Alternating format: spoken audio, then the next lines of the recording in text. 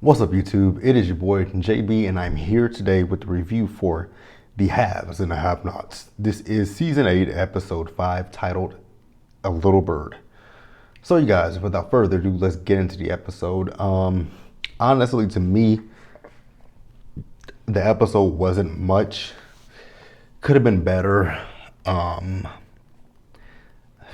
Yeah, it was okay. It was okay.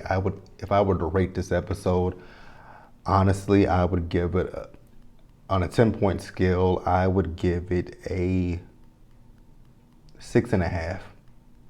I think 6.5. Yeah, I give it a 6.5. But let's get into the episode, shall we? All right, you guys. Now the episode, it picked up where the last one left off. You guys remember Hannah? She was getting ready for bed, and when she goes into the room to get in, get ready for bed, who is there in the room? Jim. So Jim is in the room, and he's trying to basically, in a nutshell, scare Hannah into giving him the power of attorney so the way he can run Catherine's money. Now, I don't know why Jim feels that he can, scare her. I'm thinking Jim forgot that ass whooping that Benny gave to him, or Benny just didn't give him a good enough ass whooping, because I mean, dude, you got your ass beat the last time you fucked with her, and here you are again. So he's making threats, and honestly, the threats were pretty idle, because he's talking about if something, something could happen to her, i.e., death.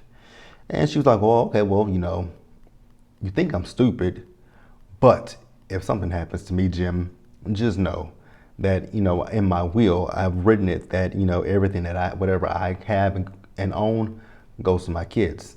And this power of attorney, since I have control of it, will go to my kids. So you would have to deal with who? Candice and Benny. So he said, well, I can handle Candice and I can handle Benny. Really, Jim? You can handle them, but you can't get your $8 million back from them. You've been bitching and moaning about this $8 million for now, what? 2 seasons, and you still ain't got the fucking money back? Yeah, Jim. Miss me with the bullshit. So Hannah tells Jim, like, hey, Jim, do me a favor. Get the fuck out of here. And if you come back here, I'll blow your brains out. I was like, oh, Hannah, I like it. Give him all the smoke, because he deserves it. So then as Jim is leaving, he calls Don upset. I'm like, oh God. So he mentions his name to Don. It's Lewis Miles. And so, I guess this is something that they did. Well, scratch that. This is something that Don did, because Don said, well, he says, no, you. Like, it was, I think he said embezzlement, fraud, and some, a host of other things. So he's using this as leverage against Don to get, what he wants. And what he wants is $500,000 from Hannah. So he has to get Hannah to sign off. And I'm like, dude, if you couldn't get it, what the fuck make you think that somebody else can do it? But okay, let's move on, you guys. All right, you guys, next up is Catherine. So I have to be honest with you guys, I really honestly wasn't completely listening to this scene, so I don't know the whole logistics of what was being discussed in this scene with Catherine and the new girl, whose name I still don't know.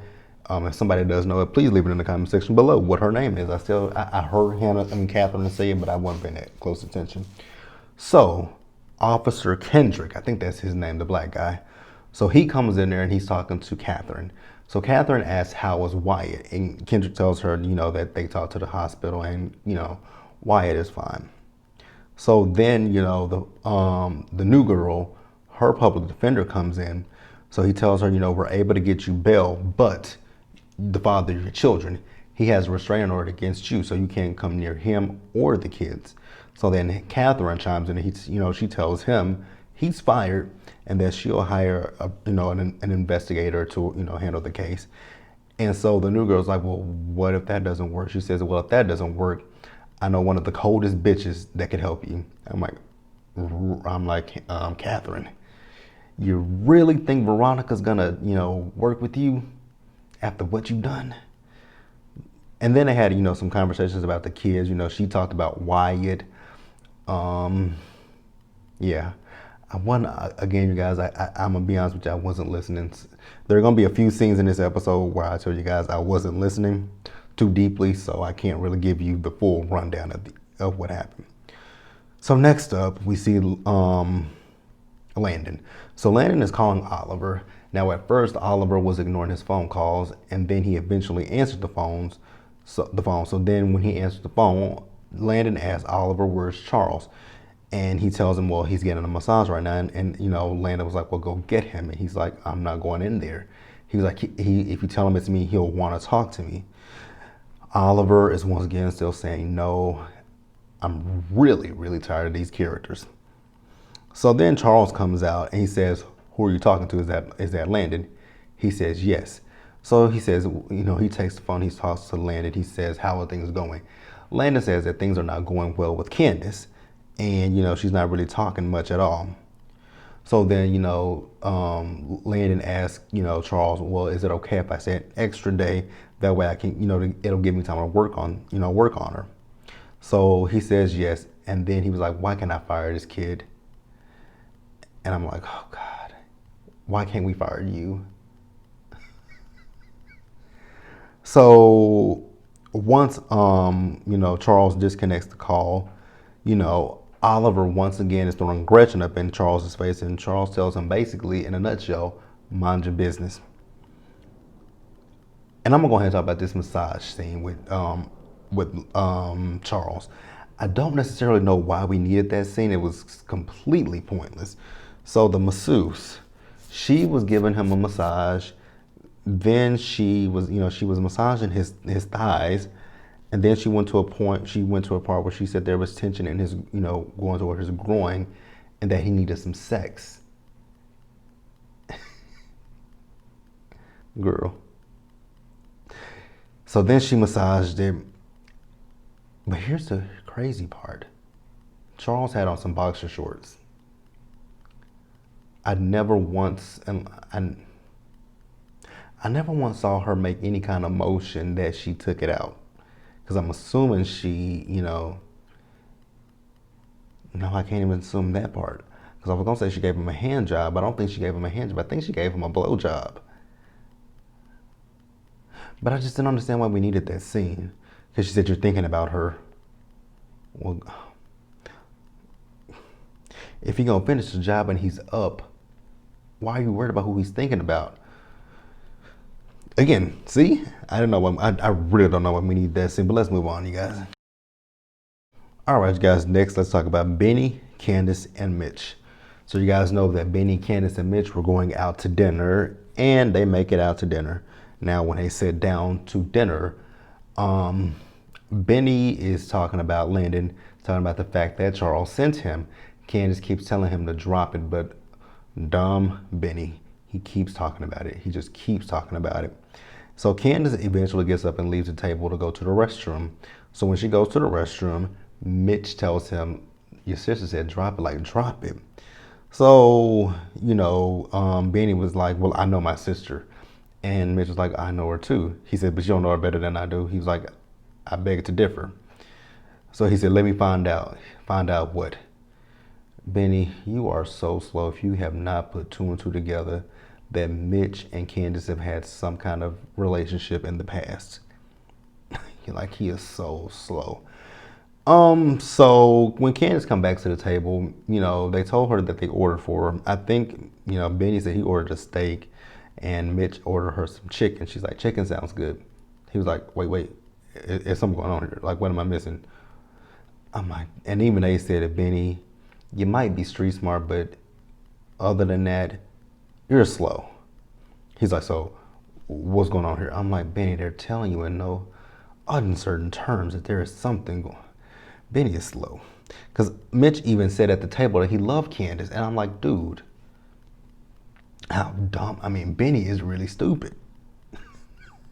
I just don't get Benny.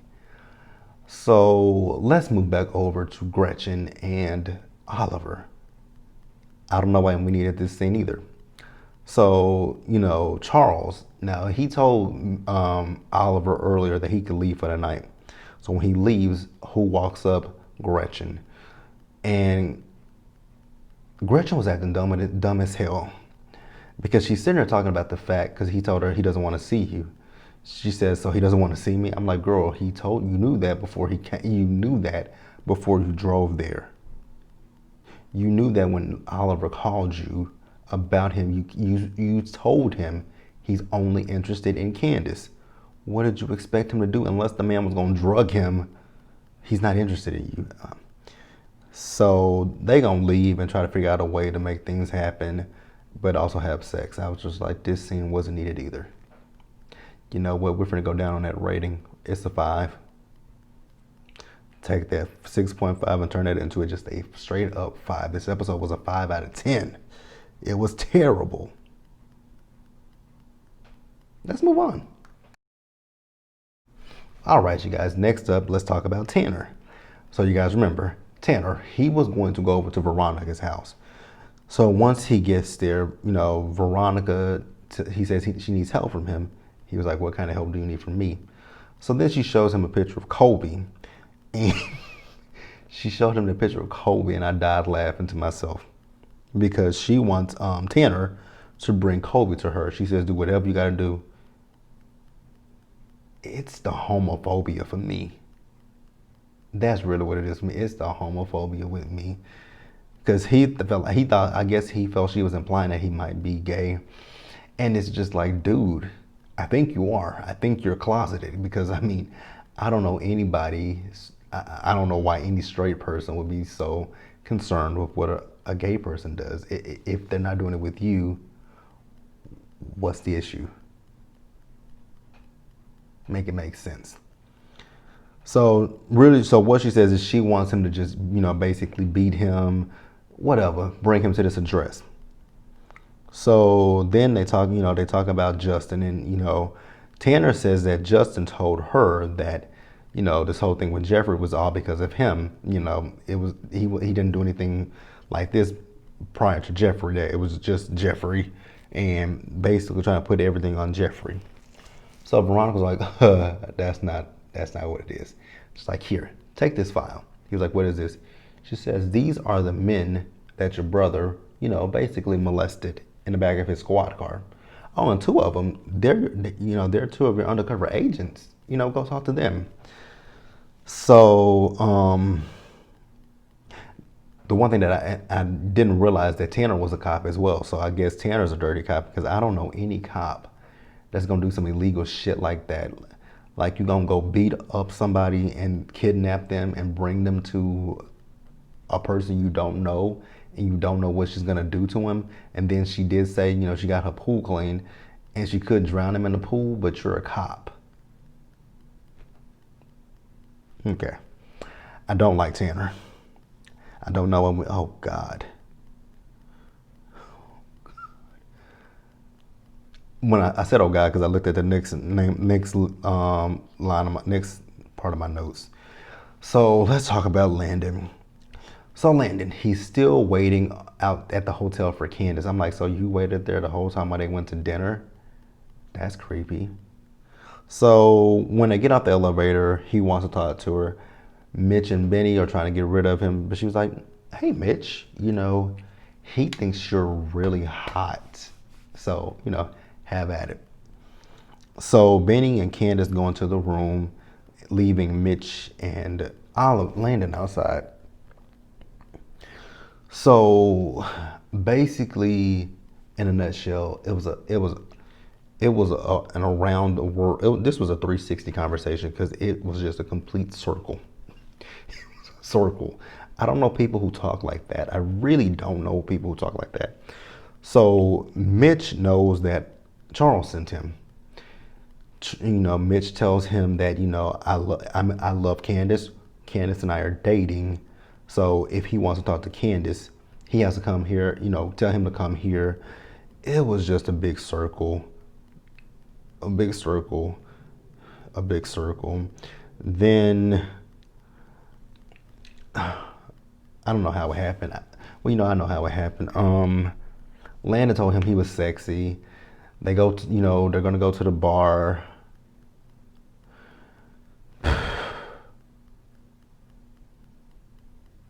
Yeah, that's it. I can't go much further with that because I want there was another one of those scenes where I just was not listening that deeply because that scene was a whole back and forth of a circle. I love her. We're together. I love her. We're not together. If he wants to talk to her, he needs to come here. Tell him to come talk to her. It's just like, okay, I get it. I really don't. But I do. But let's move on. All right, you guys, and then let's wrap this episode up. So the last two scenes that I got on here, they weren't really much. Because we saw Benny and Candice. They were in the room talking. Benny was looking at the house that, he looked at with Rihanna. And he showed it to Candice. Then he was asking Candice, like, why haven't you left yet? Candice was deflecting, however. And so then Benny was saying that he's not going to get the house. She was like, why are you not going to get the house?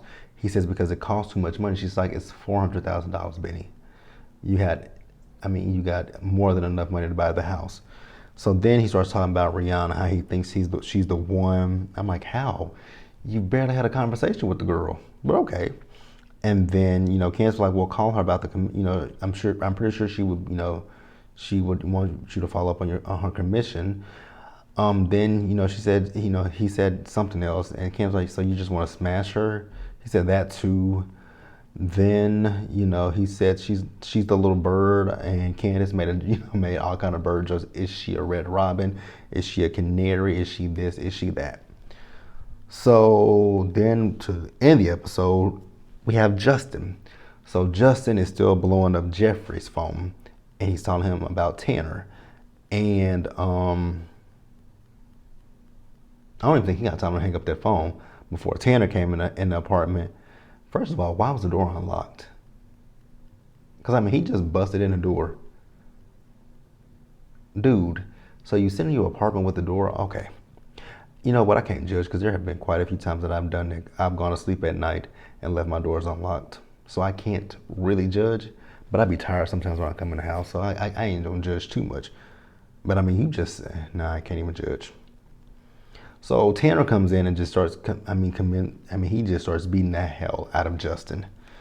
It still doesn't make sense to me why you're so invested and why you're so concerned about your brother and who he sleeps with, unless you want to sleep with him. If you want to sleep with your brother, just tell him.